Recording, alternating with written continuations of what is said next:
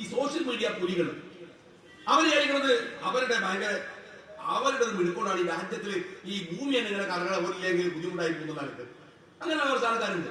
എന്താ ചോദിക്കുക, ശശി തരൂരിന്റെ നിലപാടുകൾ ഈ അടുത്ത കാലത്തായി മാറുന്നുണ്ടോ? ഒരു ചർച്ചയുണ്ട്.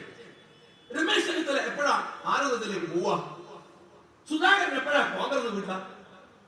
എന്റെ ചെങ്ങായിമാരെ, ഒരു സംഖ്യയെങ്കിലും നേരായ വഴിയിലേക്ക് കൊണ്ടുവരാൻ പരിശ്രമിക്കേണ്ടതിന് പകരം നിങ്ങളുടെ ഈ കുപ്പുത്തി തോന്നുന്ന വർത്താനം പറഞ്ഞു ഉള്ളവൻ അങ്ങോട്ട് പറഞ്ഞേക്കാണോ ഈ ആധുനിക കാലത്ത് ചെയ്യേണ്ടത്? ഒരു ഫാസിസ്റ്റ് കാലത്ത് അതാണോ മര്യാദ?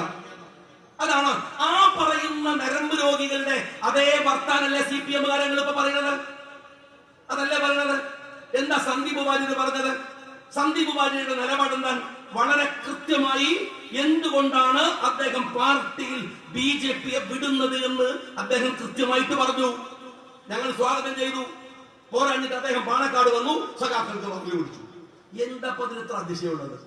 ഞങ്ങളൊരു മുന്നണിയിലാണ്. ഒരുപക്ഷെ അദ്ദേഹം പാണക്കാട് വരുമ്പോൾ ആലോചിക്കുന്ന ഒരു കാര്യമുണ്ട്. അതെന്താണ്?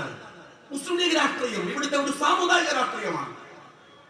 അവര് BJP പ്രതിനിധാനം ചെയ്യുന്ന സംഘി രാഷ്ട്രീയത്തിന്, ഫാസിസ്റ്റ് രാഷ്ട്രീയത്തിന് ഇരകളാക്കി മാറ്റുന്നവർ ഇവിടുത്തെ മൈനോറിറ്റിയാണ്. അതിൽ പ്രബലമായ ഒരു രാഷ്ട്രീയ നേതാവിന്റെ വീട്ടിലേക്ക് ചെല്ലുമ്പോ ഞാൻ പോകേണ്ടത് ഒരു പ്രായച്ചിത്തം പോലെ സന്ദീപ് വാര്യർ തന്റെ തീരുമാനങ്ങൾ മാറ്റുമ്പോൾ ആദ്യം ചേർത്ത് പിടിക്കേണ്ടത് വെറുപ്പിന്റെ രാഷ്ട്രീയം പറഞ്ഞ ഒരു ലീഡർഷിപ്പിനെയാണ്.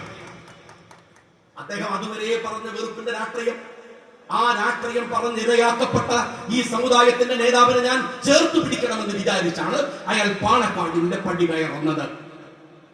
സഖാവ് പിണറായി വിജയൻ അപ്പോൾ പറഞ്ഞൊരു വാക്കെന്താണ്? സാദിഖ് അലി തങ്ങൾ ജമാഅത്തെ ഇസ്ലാമിയെ പോലെ പെരുമാറുന്നു.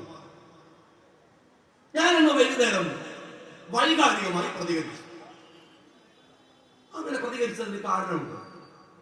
എന്താണെന്ന് വെച്ചാൽ നിങ്ങൾക്കൊക്കെ അറിയാവുന്ന ഒരു കാര്യമില്ല, എങ്ങനെയാണ് നമ്മൾ തമ്മിൽ തെറ്റിക്കാൻ, നമ്മൾക്കിടയിൽ മതിലു കെട്ടാൻ, നമ്മളെ പിരിക്കാൻ, നമ്മൾ തമ്മിൽ അസ്വാരസ്യങ്ങൾ ഉണ്ടാക്കാൻ സാധിക്കുക എന്ന് കണ്ണിൽ എണ്ണയൊഴിച്ച് കാത്തു നിൽക്കുന്ന ഒരു അപകടം പിടിച്ച പോസ്റ്റ് ട്രൂത്ത് കാലത്താണ് നമ്മൾ ജീവിക്കുന്നത്.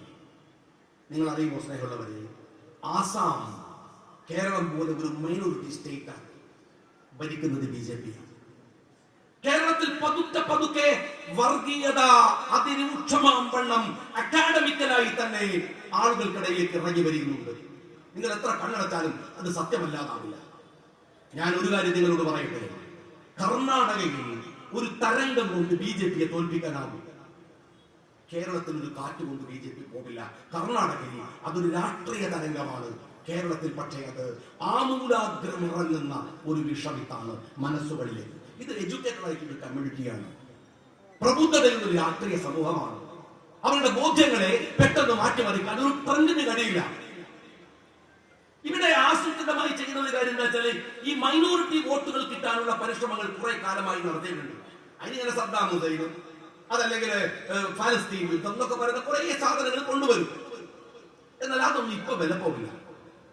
അപ്പോ CPM വിചാരിക്കുന്ന ഒരു കാര്യം, അവർക്ക് ഈ മൈനോറിറ്റിയെ തമ്മിൽ തല്ലിക്കാൻ എന്താണ് വഴി? ആ വഴി CPMന്റെ വഴി മാത്രമല്ല. CPM അങ്ങനെ ചിന്തിക്കുന്നത് മാത്രമല്ല, നിങ്ങളിലേക്ക് ആ ചിന്ത സന്നിവേശിപ്പിക്കുന്നത് RSS ആണ്, സംഘികളാണ്. അവർ ശ്രമിക്കുന്നത് ഇവിടുത്തെ മൈനോറിറ്റി സമൂഹമായ മുസ്ലിങ്ങളെയും ക്രിസ്ത്യാനികളെയും തമ്മിൽ തല്ലിക്കാനാണ്. ഇത് പറയേണ്ടി വരുന്നതിൽ സങ്കടമുണ്ട്, പറയേണ്ടത് പക്ഷേ ബാധ്യതയാണ്.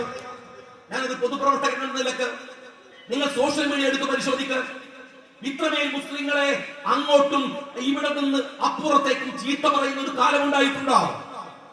എന്തെല്ലാം വൃത്തികേടുകളാണ് പരസ്പരം പറഞ്ഞുകൊണ്ടിരിക്കുന്നത്.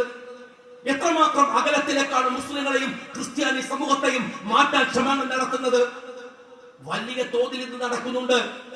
ഞാൻ എണ്ണിയ കാര്യങ്ങളിൽ പറയല്ല. അതിന്റെ ഏറ്റവും ഒടുവിലെ ഉദാഹരണമാണ് മുനമ്പം എന്ന് പറയുന്നത്.